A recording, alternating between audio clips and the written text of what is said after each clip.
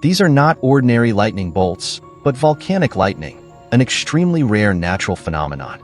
Volcanic lightning appears during large eruptions when a huge amount of ash is blown into the air, causing dust particles to collide with each other very forcefully.